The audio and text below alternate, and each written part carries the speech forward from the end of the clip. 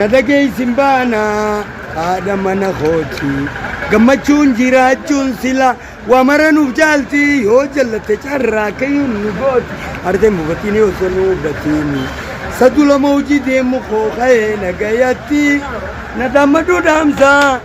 yeroo gabaabdutti waataan nu murtuudha ijoona laalaati nagayaan jiraadhu sabboontoota qoomara hagoola garruutti wanta kaatu jira